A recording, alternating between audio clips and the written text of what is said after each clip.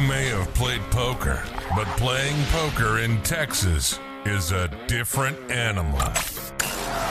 This is the Texas Poker Podcast with Tyler and Clint. Hello, this is the Texas Poker Podcast. I'm Tyler. This is Clint. What's up, y'all? And we are back after Clint's live stream experience. Man, the live streams are always such a weird environment when you're in it. I was real excited to do it Monday, and because I hadn't done a cash game live stream. Obviously, the tournament was a different story. I hadn't done a cash game live stream in a long time. They'd asked me, but we couldn't really get schedules to coincide. So ended up going, and it was an experience. So there's a lot of hands that were played that were kind of controversial at the time, maybe. Well, so here's something. I'm sure a lot of people haven't played on a live stream. So what's that experience like? I know when I did it, they sit there and they register every card in front of you. Did they do that with you guys, or is it already pre-done? No, it's already pre-done. They just give you the microphones, or? Yeah, it's a...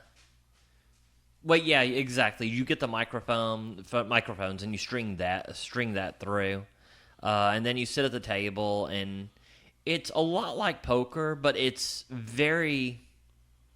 Poker can be super stressful at times. I mean, when you're considering on making a bluff, or you're bluffing and you're worried about getting called, or you're just, there's times where your heart's racing and just on there. Well, it's just a lot more exaggerated knowing everybody else knows your cards. Well, I can imagine. And I'm sure when you're going to make a hero call, it also, that comes into play. A hero call, because the hero call, you look like a moron. You look like a moron if it's a deal. You try to kind of block that out, I think, is the best way to go about it. But, you're still very aware of what's going on. There's a ton of cameras, especially Champion setup, that is such a professional setup, where there's so many cameras and all of that. It's a very different, and I will say it's kind of challenging, too. You're nine-handed. You're part of you's concerned about not wanting to seem too nitty, wanting to play the stream, but the money is very real. So you also don't want to just donk anything. You don't want to play a 50% VPIP just because you're on stream either. You should have told them to change your name on the stream to the Little Nit. Oh God, that would have been good. But yeah, it's a. Yeah, it's a very... And there's a lot of weird things. One, it's very hard for me, especially because most streams are all nine-handed. You can't have your phone at the table. So, which this comes into a huge hand. Well, what could have been a huge hand at some point. So, you're focused on the game, but if you're not getting cards, it's kind of rough because there's nothing to distract you from not playing type deal. Oh, no, 100%. Well, how'd it go? Well, you have interesting hands. Want to start with interesting hands, or just want to tell us how your experience was? What do you think? I guess we can go into some hands. I get to the table. It's a 1-3. Clint's like, you can hear how my experience was based on these hands. Yeah, no shit. It's a 1-3 table, and I was like, okay, well, this will be really good. Well, I sit down, and it is the most stacked lineup for a Houston 1-3 table I've ever played in my life. I was thinking that when I clicked. So when you go to Champions, the little YouTube thumbnail, I was like, it's kind of weird that Clint's not on the thumbnail since you just won the tournament, or not won, but came in third a week ago, or 2 weeks ago, right? I was thinking that you'd be on the thumbnail. I saw the thumbnail. I was like, geez, this is going to be a tough game right here. Oh, it was so rough. So, I'm walking in behind Wes Cutshall, a known, very good player. Tish Money's a regular on the stream, a good player. HV is to my right. And, there's one seat open, and I'm like, well, I wonder who's coming on there. And they're like, oh, yeah, Ambrose is on the way. I'm like, Jesus Christ. Could they get could they find any tougher table for a 1-3 game. I was like, well, this is going to get rough. No, I mean, I'm always needling you about your table selection. I'm like, this is just par for the course for Clint. Like, of course, this is where Clint ends up. He's like, I'm going to take a nice, easy 1-3 game. Just find all the best players in just that general area he can find to get that game going. Oh, yeah. It's a, 100%. Now you got proof. It's on camera. Yeah, right. So sit down and don't get any real hands for quite a while. I end up... Does that play a role in your head whenever you're like, just sit down at the live stream and you don't want to have the lowest VPIP by far, but if you're just card dead, does it affect you early in the stream whenever you're debating, like making a call or, raising? I don't know if it should or not. I mean, it definitely plays in your head. Because like if you play a crazy hand, then you don't have to worry about it, right? Like if you sit down and like the first hand you get a pocket pair and you get a set and you win or lose, doesn't matter. But like you're in there in a big pot, so it doesn't play that big of a role, I would think. But if you're just card dead and you just fold for the first hour, I feel like that would play a role. Well, I was talking to a friend, like I think maybe a year ago, and he had done the live stream and I had done the live stream. And no, it wasn't you, asshole. I'm like, yes, there's other people in the world besides yourself. I was talking to a friend, and Tyler immediately points to himself. I'm like, Jesus, I know other people in the world. So, and he was saying like being more action oriented. And it does influence, but not very much. Because I mean, the money's very real. It's not like, you're not sitting there playing with, play money or anything. But one other thing, too, is a lot of these live streams are pretty big games. Like, it's not like you can just be crazy wild guy and you're playing for, $100, $200. Oh, it was a 1-3, and there was a 6 almost the entire game. A lot of times there's a double straddle. At one point there was a $100 blind bet. You're right, these games, God, I can't even imagine like the 5-10. I hope they don't even ask. It's on that, but it does come into play, but I think I try to play more correct because, like I say, the money is very real, and at the end of the day, I'm there to actually play poker. I'm not there to entertain or anything like that. So it is in the back of your head, but it is... I would say it almost is more concerning to me, like, during the flop and after the flop. Because, you're always kind of like, where do I stand? Where am I getting bluffed? What's the spot like here? And I think that comes into play because pre-flop is so formulaic that I'm not that concerned. Like, you kind of know what's good and what's bad. During the flop, turn and river is where, like... It's a 5% factor, but that 5% still there. No, absolutely. It's just funny. I was thinking in my head when you're like, I'm not here to entertain. It's like, that is the exact quote from the Little Ned. Yeah. I'm here to play poker. I'm not here to entertain or have fun with any of you guys. Yeah, the Little Ned says, he's here to play poker and not much of it. It's just the bare minimum of poker. Okay, so what's the first big hand they got tangled up in? Okay, the first big hand I get tangled up in is I have ace-jack in the cutoff.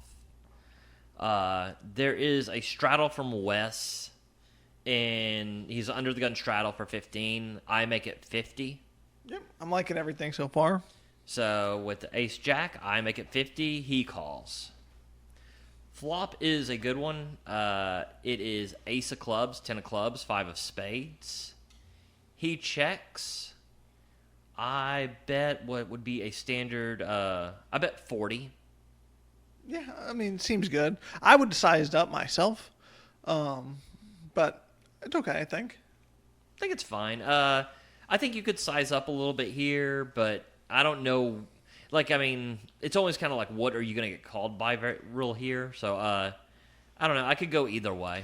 My advice, though, in these games when they're straddling like this is to size up because I do think a lot of times the person straddling will try to make a call there, and then if you check the turn, try to take it away on the turn, is what I've noticed in a lot of these, like, kind of bigger games. That's just me. So I'm saying I like to size up there just because I have a good hand, too, so... Well, you say check the turn. Well, no, you weren't. But I'm just saying, like, that the theory from that person in the straddle is they might float the flop, so you can get a little bit more money there sometimes. Okay, yeah. It's just kind of my experience. I could see that. So I bet 40, he calls. It's a king of hearts on the turn. So, seems like a okay card for me. I mean, he's not going to have much ace-king or anything like that. He checks it. So the board is ace of clubs, 10 of clubs, 5 of spades, king of hearts. I have ace-jack. Here, I bet 100. So, what do you think of that? I like it given your flop size. So he comes back and he raises to 350. So, it's a club draw, you said? It's a club draw, and I should have stated I started with about 1,000. At this point, I have 789 in my stack. So this is kind of a pot committing bet here. I believe. Yeah. Do you have a club in your hand? Do you know, or do you remember? I do not have a club in my hand. Oh, okay. Well, I know how this hand played. I think going over the hand again, because like I said, I was, doing a lot of other things while trying to watch the stream. I remember. So he makes it 350. You end up jamming because you only had like how much more behind? I had 789. I do end up jamming, and here's my thoughts. Is I know this is going to seem very aggressive to most people. Wait. So, but we know Wes is a good player, right? We can agree on that. Correct. I do think he would be doing this with his flush plus gut shot, flush draws. I think he has enough draws here that he would raise you on the turn. That I think you could. I don't mind this nearly as much as because depending on the type of player you're playing against. But I think in this exact game versus this exact opponent, I like how you played this hand. Okay, I mean, I was kind of like obviously. He does. To me, he did not have a lot of value hands here. Obviously, he does not have pocket aces. He is a good player. He's going to 3-bet a good portion of these, especially from a raise when he's in a straddle and I'm a raising from the hijack. Right, and him not having a lot of value hands here is also what makes me want to call. Right, you block the nuts straight. You don't block the flush draws. So I think I'm liking all this. Yeah, it's doesn't have like you say, no aces, no kings. I don't think he ever has ace-king here. I think he doesn't really have a lot of ace-5 off, and his ace-5 suited.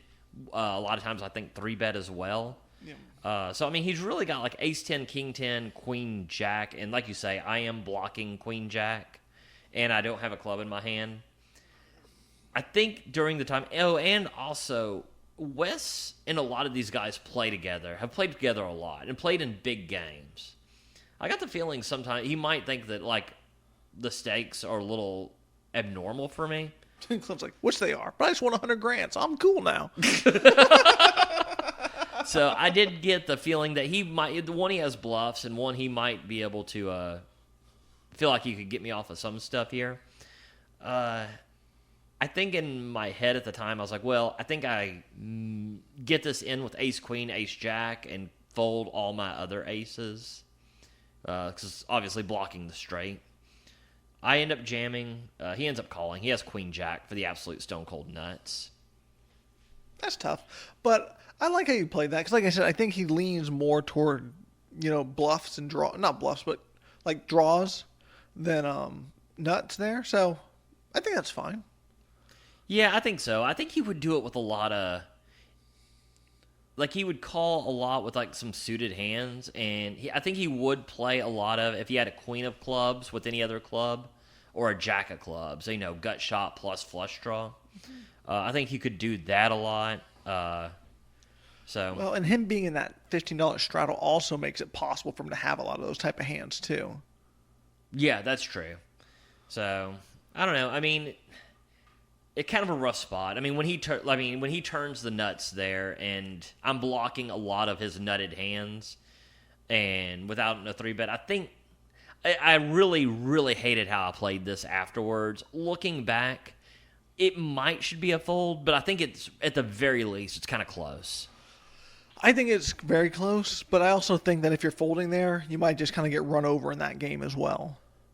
That was kind of my thought too. And again, that's where sometimes a stream, I wonder if does kind of mess with your head, because I'm like, well, I mean, it definitely might. I mean, it definitely comes into play, but I also think that just in game theory as well, though, just fold, like, you're just so exploitative if you're just folding all the time whenever you like if they have a draw and they just bet it and you just fold, it's gonna be a tough night for you. I mean, obviously tougher night if he drills the nuts versus you, but yeah, and and that's kind of the thing. You have to play certain. I mean, and this goes into you have to play certain games certain ways. Like 1-3, if a normal 1-3 table, if someone 3-bets, you give them way more credit.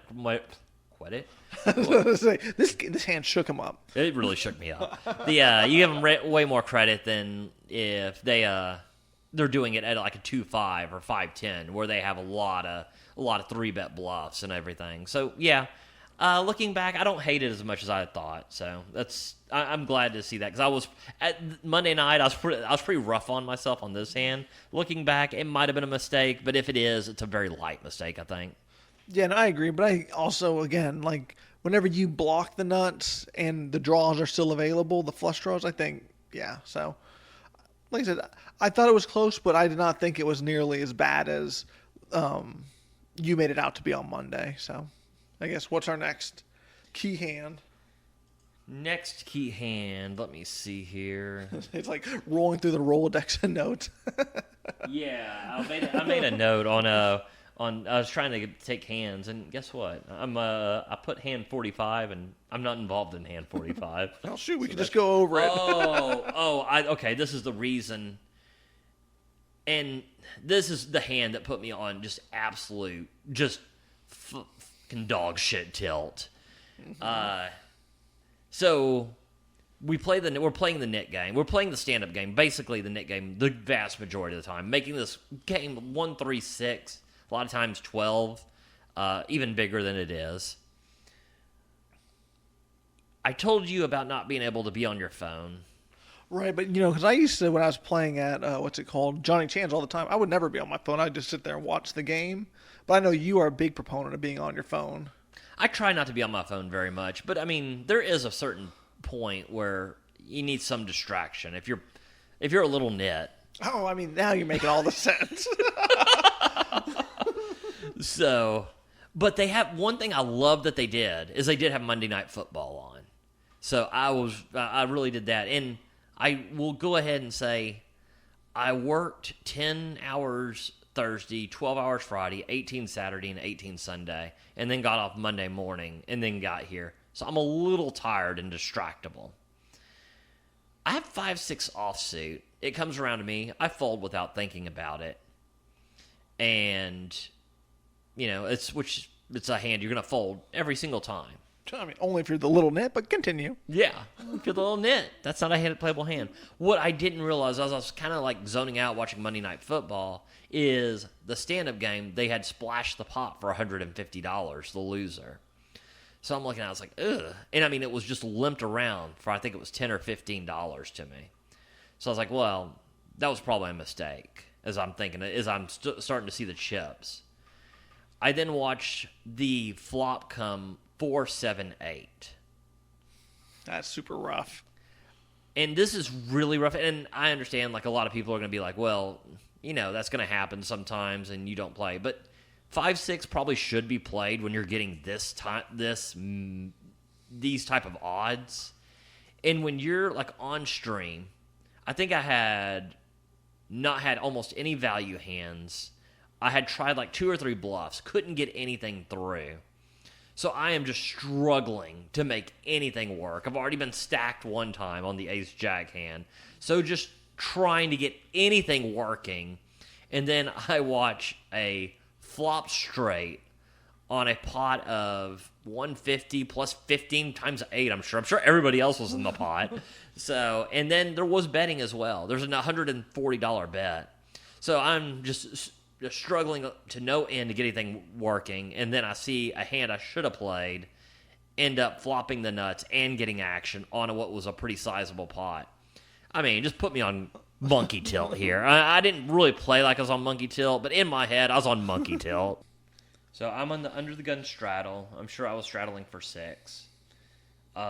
comes around to me. There's a raise to, I believe, it was like $40, and I make it $175 because I have the knit button on. So I'm like, one is I'm going to get more action than I normally would, and number two is, I mean, if I just take it down right now, I have the added value of losing the knit button and saving $150. So I kind of that's why it sized up so much. Was I'm sure is what you're. No. I think I'm liking everything I'm hearing. Yeah. The player who raised calls. The flop is 5-5-6. Rainbow. I have ace queen of hearts. There is one heart on the board. I bet here as I normally would. I think this is a great range bet. I don't think five. I know a lot of people think 5-5-6 favors the preflop caller. I do not. Just because you have all the overpairs and everything still. He has to have exactly a 5, right? That's kind of... Yeah, that's my thoughts. I mean, he really has pocket sixes, pocket five. I mean, or not pocket fives, but ace 5 or something. Yeah. I bet kind of small here. I don't know how small it was. I end up betting, I believe, 100... like 150 into this pot. He makes the call. I only have 507 behind. Oh boy, this is going to get awkward here in a second. 5-5-6. He makes the call. Weirdly enough, the 9 of clubs on the turn. I check. This is kind of a weird spot because I think I have showdown value a little bit. And if I bet, I don't know what I'm trying to get to fold. I guess I could just actually jam here and represent an overpair. But I don't know. Again, in this pot, I'm not certain that I think he's going to stick with when he calls. I think he has a lot of like pocket sevens, pocket eights, stuff like that. I mean, I'm already thinking this is set up for a hand that you're going to lose a lot. Not a lot of money, but a lot of the time. Yeah. Because now you're out of position. And, I mean, once you check here, I mean, you're playing with enough good players that I'm sure they're going to attack you here. You read this hand very right. Because he floats the flop with 9-10 of diamonds. So he flops it absolutely. He floats it with nothing. And then hits the 9 on the turn. I haven't even seen the hand. I am reading it nicely. Yeah, you really did have a good read here because I've not discussed this hand with you, and he bets pretty big. I'm pretty curious here. I don't know what he really has a lot of here, but I mean it does complete an open-ended straight draw, and I'm like, well, he does have like a lot of kind of just mid pocket pairs. I end up making a fold, which I kind of wonder. Because, I mean, obviously this bet's coming without a 9, too. Wait, you said he had 9-10 or king 10? He had 9-10. Okay, so he just turned top pair. Yeah, he just turned top pair, so... I mean, is what it... I mean, I think you lose that hand even if the turn is a 10 and he has... Well, he has 9-10. If the turn is, whatever, a jack, I still think it's a super difficult hand for you to play out of position. It definitely is. Well, I mean, that was kind of what I was wondering, is what his plan was. I mean... I say, it was a blast to you, I'm telling you. Yeah, that's kind of... I guess I do kind of understand. If he turns a diamond, he's got a flush draw. A 7 or 8, he does have a gutter to a straight draw with 2 overs. But I don't know. I mean, it's very... kind of a weird... I'm very shocked to come back and see what he actually had. I figured it was like some type of pocket pair. Did not think he floated with nothing and just hit a 9. That was definitely not what I expected there. Good fold, though. Yeah, good fold. During the time, this is the weird thing. There's like this weird metagame when you are on stream. Because you're like, am I just getting bluffed here? Because, I mean, the board really doesn't make a lot of sense for him to have much. But, I mean, I tell you what, it's also hard to re-raise ace high with absolutely no fold equity. No, I mean, trust me, every fold from the little nit is a good one. So, I mean, don't ever question yourself on that. Well, he is good at folding. Oh, like I said at the beginning of this hand, though, I mean, you're just going to lose that hand just a ton of the time. Yeah, not being in position there was is really, really rough. with your exact holding that exact flop, I think you're just destined to lose. And I feel like at least you lost kind of the minimum. I mean, once he hit his hand, you folded. That's nice. Yeah, it does seem like I played that hand well, which, like I say, during the hand, I definitely thought I could be getting bluffed a lot there. But here's the problem. Is like, even if you're getting bluffed and you make a stand, it's like the times that you're right, it's going to be really tough to call on the river too. But I think it's either a jam or fold.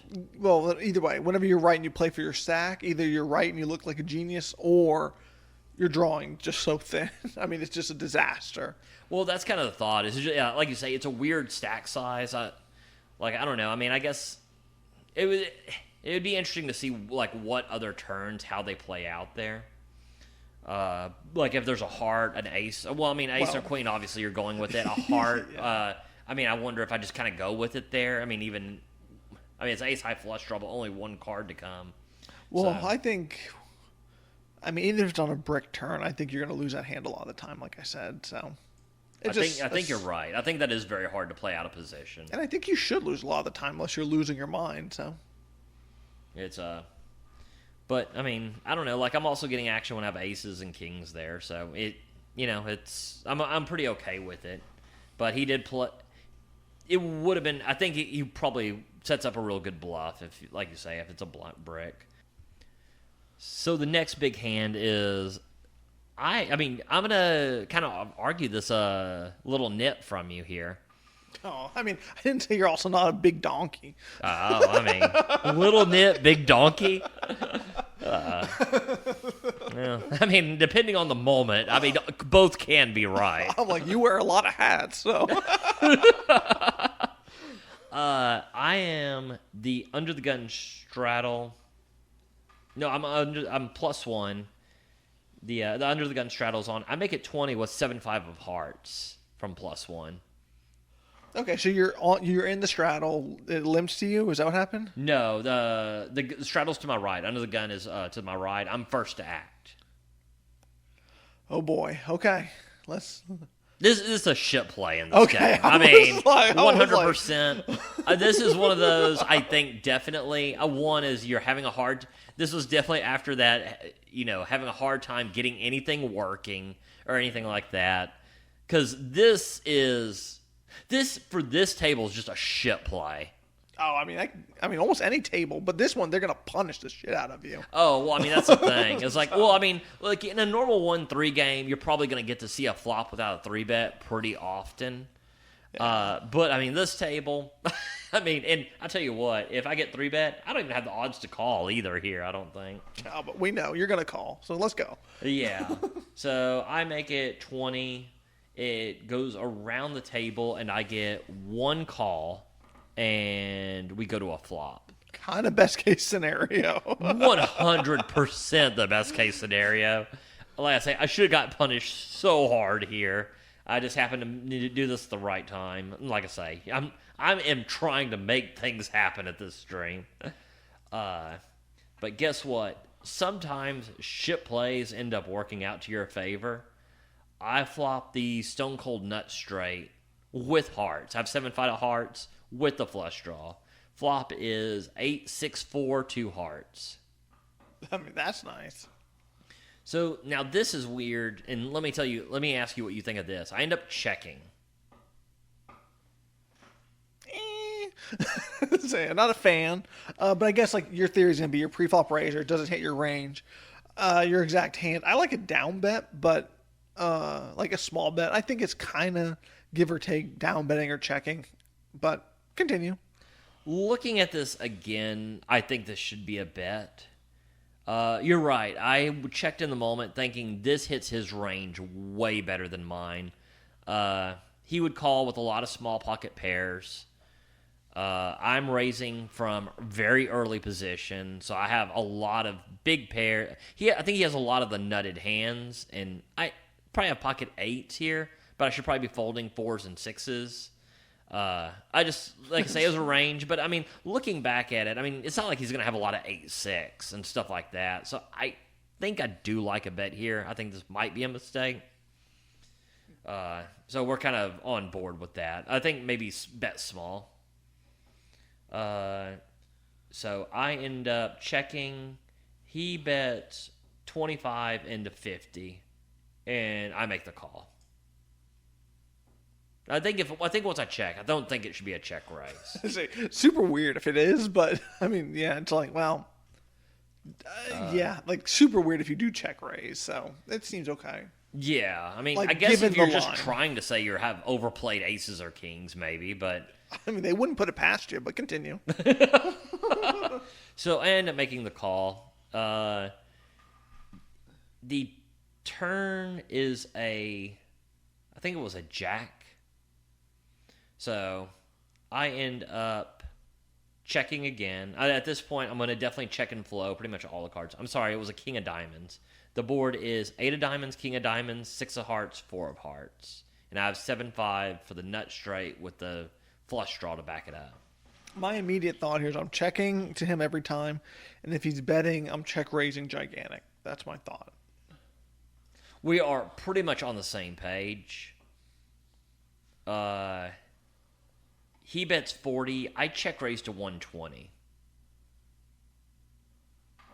I would have, I mean, sounds weird. I would have sized up a little bit more, but continue.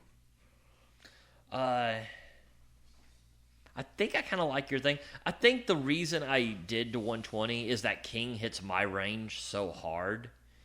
I mean, a lot of times, for the most part, he's going to have, like a pair plus straight draw or something like that. Like, I don't have a ton of bluffs here. So I thought that king hits my range so hard, but you might be right. I might have liked to size up a tiny bit more. So he kind of ponders it for a while and then ends up making the call. The river, it ends up being kind of a blank river, and I bet 215. So, okay, so you bet how much on the turn? You said 120, then 215 on a brick. Yeah. Did you ever think about check raising or giving him a chance to bluff? No, I don't want this. Not once I take the betting lead. Yeah, no, true. I'm just trying to think. I'm just in my head trying to think of. Because I kind of lost track of how big this pot is. Whenever you bet 200, how big is it? Do you remember how big the pot was?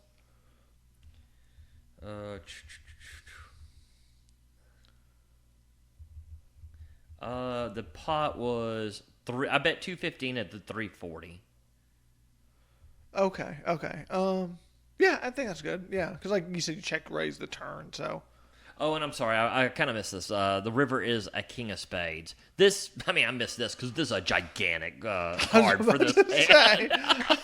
Yeah, like you're definitely not doing the check raise now, but yeah, it was a very so I mean, the king ends up pairing. It looks like I was representing a king and not having it.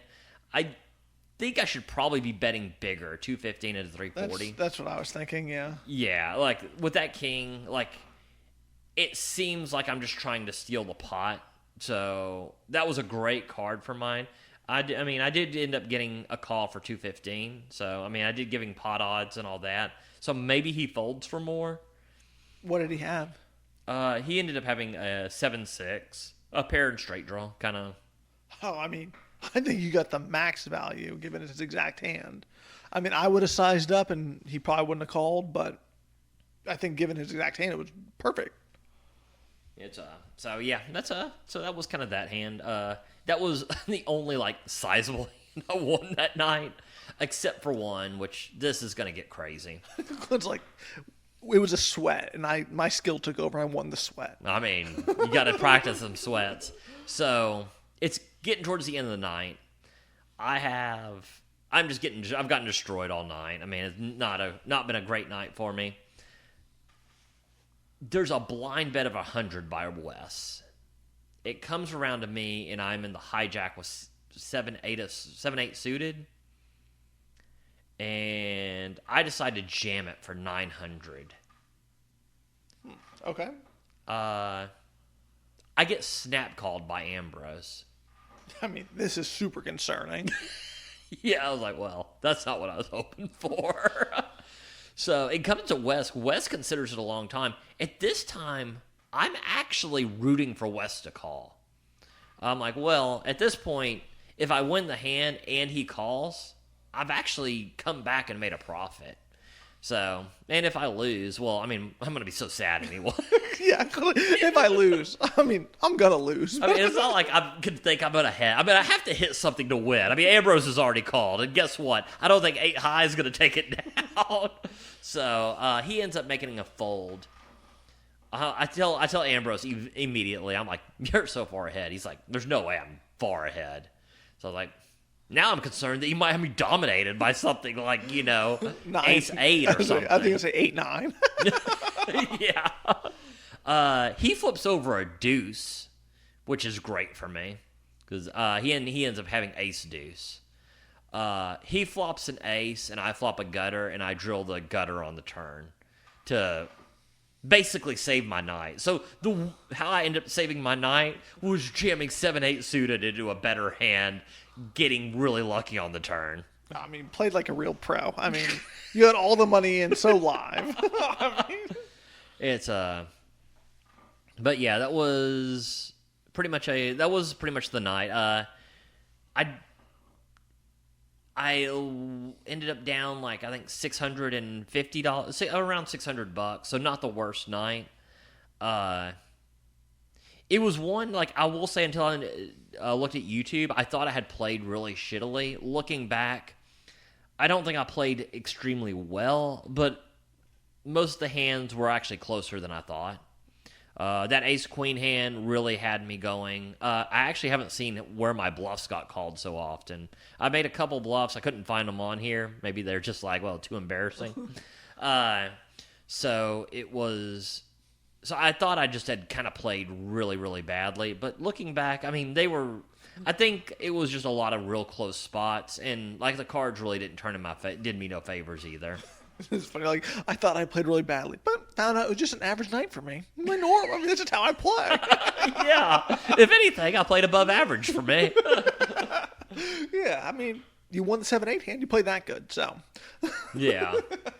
It's, but that was kind of that night. Like I say, a stream game is always a weird concept, and I really enjoy doing it, but it's always got its challenges as well. It is weird how much you were battling versus Wes Cutshall. That was kind of weird. You played a ton of hands. Yeah, not the person I was really looking at to get it in against. Well, his VPIP was like over 50%. So, I mean, I guess it's just who you're going to get it in against. Well, yeah, if your VPIP is that high, we know you're the little nit, but you are probably going to be involved in most of those hands. Oh, wait, no, his was over 50%. I mean, I'm never over 50%. No. I said his is over 50%, but you're the little nit, so you'd play a small amount. But if he's VPIPing that much, even your small amount, you're going to be mixed in with him. Oh, 100%. Yeah, I want to make sure. I was like, I think if you think I'm over 50%, like, I mean, I don't care if it's a stream. I mean, I don't care what's going on. I mean, it's like, bring me to the hospital. I'm having a stroke. Yeah, something is very wrong. Now, on that note, this concludes the Texas Poker Podcast. Talk to you next week. That was the Texas Poker Podcast. Go ahead and rack up, add time, and we'll see you next week.